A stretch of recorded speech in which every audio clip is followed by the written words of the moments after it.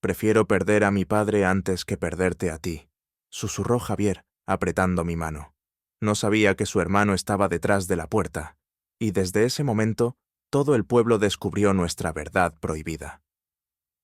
Nunca pensé que aceptar la invitación de Javier para pasar un fin de semana en su pueblo cambiaría tantas cosas. Yo venía de Madrid, acostumbrado al ruido de los bares y a las calles llenas de movimiento, y de repente me encontré en un lugar donde el silencio pesaba más que las campanas de la iglesia. Javier me había hablado poco de su vida en Castilla, siempre con frases cortas, como si hubiera partes de su historia que no quería abrir. El autobús me dejó en una parada polvorienta. Él estaba allí, esperándome con la misma calma de siempre, como si mi llegada no alterara nada en su rutina. Caminamos hasta su casa en silencio, interrumpido apenas por comentarios sobre el calor o el campo. Yo intentaba no mirar demasiado, pero cada gesto suyo, cada pausa al hablar, me atrapaba más de lo que estaba dispuesto a admitir. Su familia me recibió con cortesía, aunque noté enseguida una distancia. No era hostilidad, sino una especie de prudencia que se respiraba en las miradas largas y en los silencios demasiado extensos. Durante la cena, nadie preguntó por mi vida en Madrid. Todo giraba en torno a la cosecha, a la misa del domingo, a lo que se debe y no se debe hacer. Yo me limité a escuchar, intentando encajar, aunque sentía que mis palabras estaban de más. Al caer la noche, Javier me propuso salir a caminar. El aire fresco me alivió tras la tensión de la mesa. Caminamos por los caminos de tierra, sin apenas luz, solo las estrellas iluminando el cielo. Yo hablaba para romper el silencio. Él respondía con frases cortas que dejaban mucho espacio para pensar. Pero cada vez que sonreía, aunque fuera un segundo, sentía que algo dentro de mí se movía con fuerza. Llegamos hasta las afueras, donde el trigo se mecía con el viento. Allí se detuvo y me dijo que era su sitio favorito, el único donde podía pensar sin escuchar reproches. Me ofreció sentarme en el suelo junto a él, y lo hice. No había nada extraordinario en aquel lugar, pero la forma en que lo observaba lo convertía en algo distinto. A veces creo que nací en el lugar equivocado, susurró, mirando al horizonte. No respondí enseguida. Noté la gravedad en sus palabras y preferí esperar a que siguiera. Aquí todo está decidido antes de que puedas elegir, continuó. La gente cree que sabe cómo tienes que vivir, qué decir, a quién amar. Y si no cumples, no solo te rechazan a ti, también a tu familia. Ese, a quién amar, me golpeó más de lo que esperaba. Mi pecho se tensó, y por primera vez pensé que quizá lo que yo sentía no era tan unilateral. Pero no me atreví a preguntarle nada. El silencio volvió a instalarse entre nosotros, esta vez cargado de algo distinto, más eléctrico. De regreso, la tensión se hizo más evidente. Caminábamos cerca, demasiado cerca. En un momento, su mano rozó la mía. Apenas un segundo, pero suficiente para dejarme sin aire. No lo comentó y yo tampoco. Fingimos normalidad, aunque dentro de mí todo gritaba. Esa noche no pude dormir bien. En la habitación de invitados, el eco de sus palabras me retumbaba en la cabeza. ¿A quién amar? Era una frase sencilla, pero en este pueblo significaba un desafío enorme. Me pregunté cuántas veces habría callado lo que realmente sentía para no ser juzgado. A la mañana siguiente, la rutina del campo empezó temprano.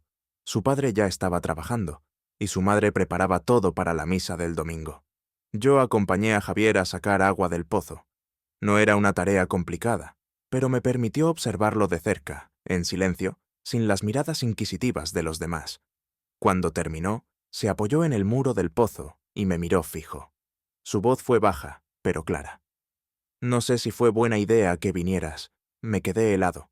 No entendía si hablaba por mí o por lo que él mismo estaba sintiendo. ¿Por qué dices eso?, pregunté. Porque aquí la gente ve más de lo que parece, y a veces basta una mirada para que empiecen los rumores. Lo dijo sin apartar los ojos de los míos. Por primera vez no fue él quien bajó la mirada, fui yo. Sentí que estaba en un terreno frágil, donde cualquier paso podía romper algo importante. Ese fue el momento en que comprendí que este viaje no iba a ser solo un fin de semana en el campo. Había entrado en un lugar lleno de reglas invisibles, donde cada gesto podía convertirse en condena. Y aún así, no quería irme. Porque en medio de ese miedo, lo único que me importaba era entender qué escondía Javier detrás de su silencio. El domingo amaneció con un silencio distinto, como si todo el pueblo se hubiera detenido antes de la misa. Desde temprano, las campanas repicaban, marcando un ritual que no admitía interrupciones. La familia de Javier se preparaba con solemnidad. Yo, como invitado, debía acompañarlos, aunque intuía que mi presencia generaba cierta incomodidad. La iglesia estaba llena. Gente que no me conocía me dedicaba miradas rápidas, algunas curiosas, otras desconfiadas. Me sentí fuera de lugar, como si cada paso que daba confirmara que no pertenecía a ese mundo. Javier caminaba junto a mí, serio, sin hablar. Noté en su postura una rigidez que no había visto antes, como si llevara un peso invisible. Durante la homilía, el sacerdote habló del peligro de dejarse llevar por tentaciones modernas. Las palabras parecían dirigirse directamente a nosotros, aunque sabía que eran frases repetidas cada semana. Aún así, observé de reojo a Javier.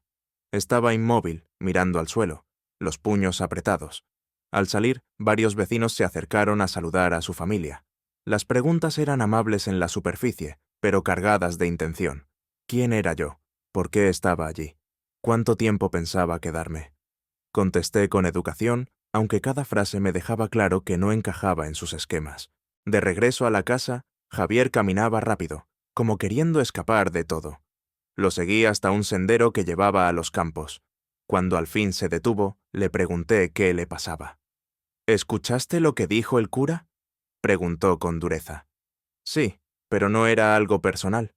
Aquí todo es personal, respondió, bajando la voz. No entiendes. Cada palabra se convierte en cuchillo cuando saben dónde clavarla. Lo miré en silencio. Había rabia en su tono, pero también miedo. Un miedo que parecía acumularse desde hacía años. Esa tarde, mientras su familia descansaba, volvimos a salir. Caminamos hasta una zona más apartada, cerca de un viejo granero. Javier abrió la puerta y me invitó a entrar. El lugar olía a polvo y a madera envejecida, pero estaba limpio, como si él lo usara con frecuencia. Aquí me escondo cuando necesito respirar, dijo, dejando que la puerta se cerrara tras nosotros. El silencio dentro era denso. Yo intentaba encontrar palabras, pero él se adelantó. ¿Sabes por qué te traje? Porque contigo puedo hablar, y aunque no lo diga en voz alta, sé que lo notas. Me quedé quieto. No esperaba una confesión tan directa. Lo noto, respondí con calma. Javier me sostuvo la mirada, pero enseguida la apartó. Caminó por el granero, nervioso, como si buscara valor en las paredes. Desde que regresé, me obligo a ser alguien que no soy. Aquí esperan que me case, que forme parte de todo lo que siempre odié. Y tú apareces y me recuerdas lo que intento enterrar. Las palabras cayeron como un golpe seco. No había forma de fingir que hablábamos de otra cosa. No tienes que enterrarlo, dije, dando un paso hacia él. Javier se tensó, pero no retrocedió. ¿Y qué quieres que haga? ¿Que se lo grite a todo el pueblo? Aquí nadie lo entendería. Ni mi padre, ni mis hermanos, ni los vecinos. Sería un escándalo. No estoy diciendo que lo grites, solo que no lo niegues. Por primera vez vi en sus ojos algo distinto, una mezcla de rabia y alivio, como si, al escuchar mis palabras, una parte de él quisiera salir a la luz. Nos quedamos callados, demasiado cerca. Un ruido afuera nos interrumpió. Pasos. Alguien había abierto la puerta sin avisar. Era su hermano mayor, con gesto de sospecha. ¿Qué hacéis aquí?, preguntó con tono seco. Javier reaccionó rápido. Inventó una excusa sobre revisar el grano. Yo asentí, fingiendo naturalidad, aunque sabía que no nos creía del todo. Su mirada fue larga, incómoda, como si hubiera captado algo más. Cuando se fue, Javier cerró la puerta con fuerza. Me miró con desesperación. ¿Lo ves? Ni siquiera podemos hablar sin que alguien sospeche. Entonces no es el lugar, es la gente, dije. Él respiró hondo, como si mis palabras fueran obvias pero imposibles de aceptar. Esa noche, durante la cena, el hermano no dijo nada, pero noté su mirada fija en nosotros. Cada vez que cruzaba los ojos con Javier, había una tensión evidente. Yo comprendí que algo había cambiado. Ya no éramos invisibles. Al subir a mi habitación, escuché voces bajas en la cocina. Era una discusión entre los hermanos. No alcanzaba a entender todas las palabras, pero sí capté el tono. Acusación, reproche, miedo. Me acosté sabiendo que la frontera entre el secreto y la sospecha se había roto. Lo que hasta entonces era un juego silencioso, ahora se había convertido en un riesgo real. Y aún así, lo único que deseaba era que Javier no se echara atrás.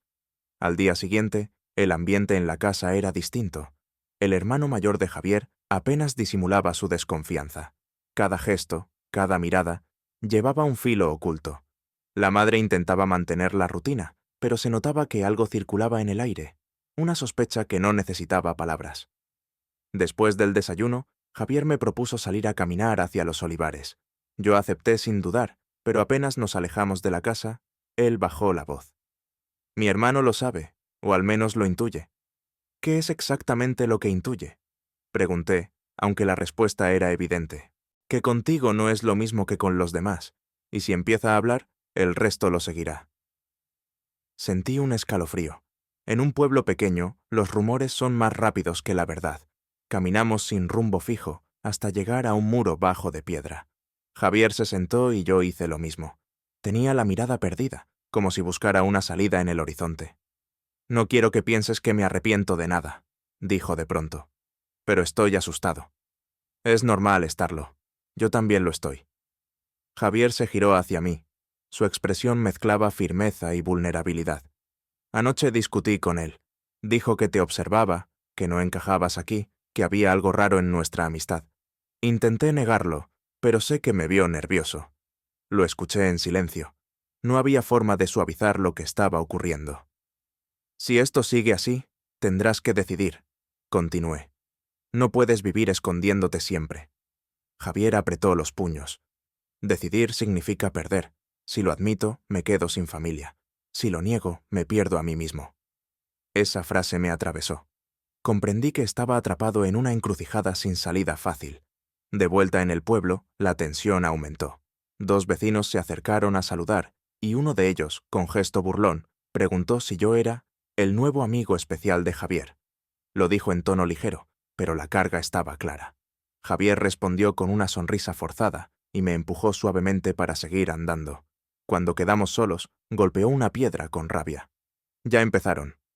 Entonces ya no hay secreto que guardar, le dije. No entiendes. Aquí no hace falta que algo sea verdad, basta con que lo repitan. Esa tarde, en el granero, el miedo se mezcló con un deseo urgente de sinceridad. Javier caminaba de un lado a otro, sin saber cómo detener la tormenta. Si me descubren, seré la vergüenza de mi familia. Mi padre nunca me volverá a hablar. ¿Y prefieres vivir negándote para siempre? Le pregunté. Se quedó quieto, respirando con dificultad. Prefiero no perderlos, pero también prefiero no perderte a ti. Ese reconocimiento, simple y directo, me dejó sin palabras. Me acerqué y puse una mano sobre su hombro. No hizo falta más. El silencio entre nosotros ya no era de miedo, sino de decisión. Antes de salir del granero, Javier me miró fijamente. Si esto se convierte en escándalo, prométeme que no cargarás con la culpa. No pienso dejarte solo, respondí. Al anochecer, su hermano volvió a mostrarse hostil. Durante la cena, dejó caer comentarios sarcásticos sobre la amistad intensa de Javier conmigo. Nadie lo interrumpió, ni siquiera el padre, que masticaba en silencio. El aire era tan denso que costaba tragar. Cuando subimos las escaleras, Javier me susurró: «Esto ya no tiene marcha atrás». Y lo supe.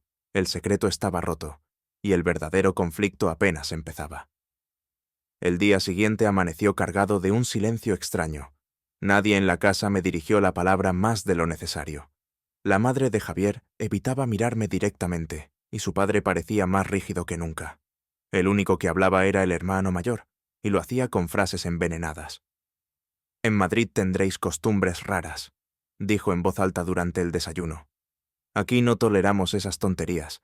No mencionó nada más, pero todos entendieron a qué se refería. Yo apreté los dientes. Javier bajó la mirada y no contestó. Más tarde, cuando salimos hacia el campo, me confesó lo que había ocurrido la noche anterior. «Mi hermano me amenazó. Dijo que si seguía contigo, lo contaría todo al pueblo». «¿Y qué piensa contar?», pregunté. «Lo que sospecha. Con eso basta. Aquí no necesitan pruebas». Lo dijo con un tono seco, resignado. Ese mismo día, mientras recogíamos ramas cerca del río, apareció su hermano otra vez. Se acercó despacio, con los brazos cruzados. «No engañas a nadie, Javier», le soltó sin rodeos. «Todos sabemos lo que pasa con tu amigo». «No tienes derecho a hablar así», contesté, antes de que Javier pudiera hacerlo. Él me miró con furia. «Cállate, forastero. No eres nadie aquí». Javier dio un paso adelante, temblando de rabia. «Si quieres decir algo, dímelo a mí». El hermano lo observó un instante y luego escupió las palabras. «Eres una vergüenza. Padre aún no lo sabe, pero cuando lo descubra te echará de casa». Se marchó sin esperar respuesta.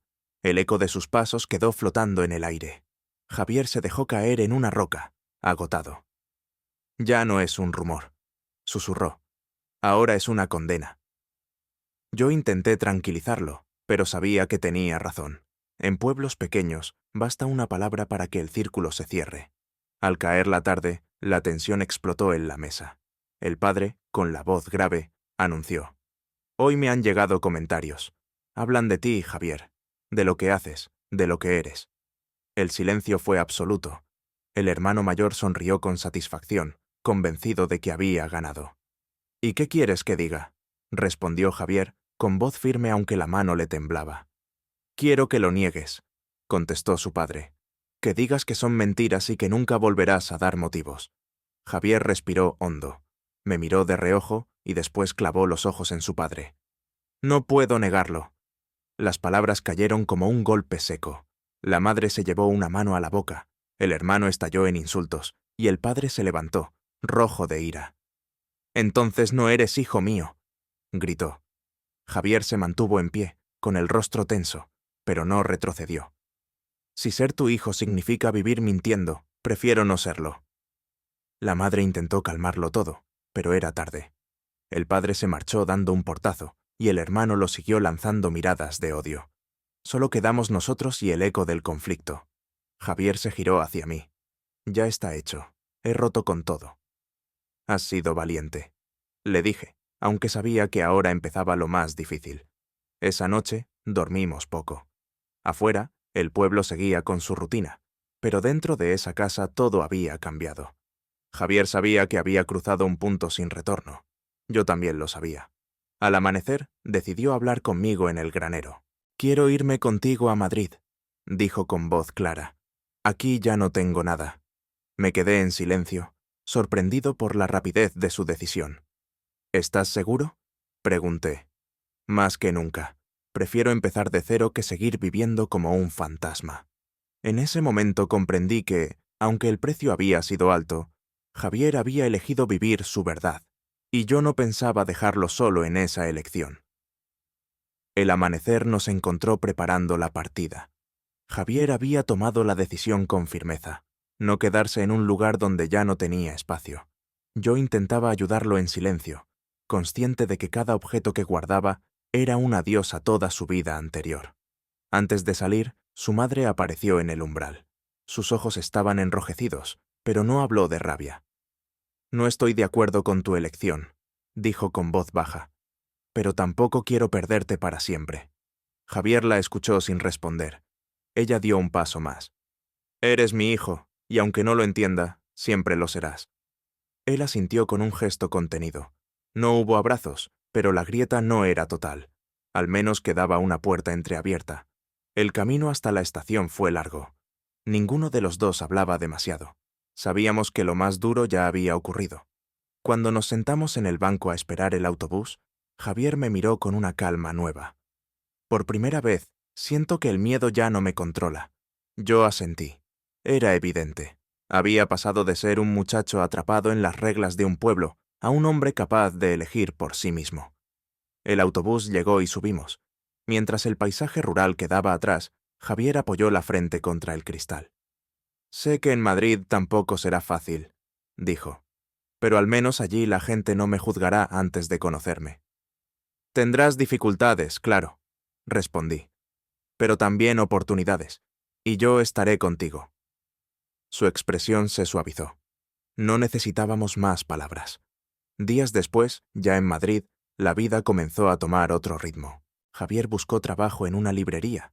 un lugar tranquilo donde podía empezar de nuevo. Al principio desconfiaba de todo, como si el pasado fuera a alcanzarlo en cualquier esquina. Pero poco a poco fue soltando ese peso.